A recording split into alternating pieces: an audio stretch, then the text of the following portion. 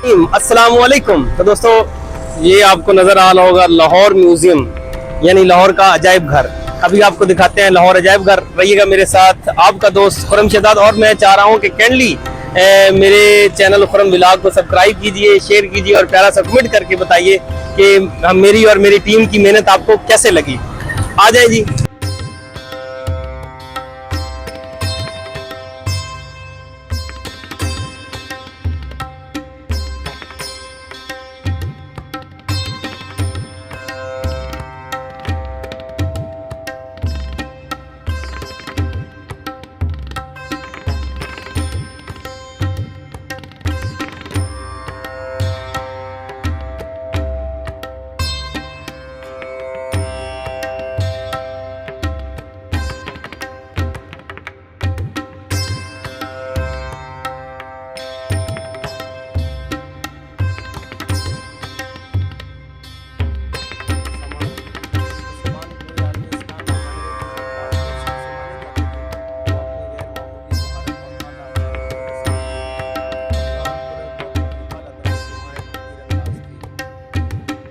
हाँ जी, तो दोस्तों, इसमें मोहम्मद सल्लल्लाहु अलैहि वसल्लम और कुरानी आयात से कुंदा शुदा चांदी के खूबसूरत प्लेट, और इसमें अल्लाह और पैतन पाक के नामों से कुंदा शुदा चांदी की खूबसूरत प्लेट। ये लाहौर अजायब घर आप देख रहे हैं, खुरम व्लॉग।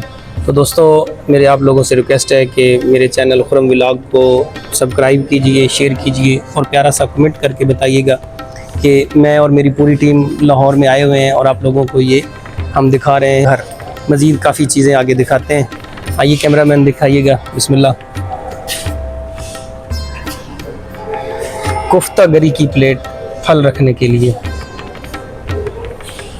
ये खूबसूरत चीज़ें।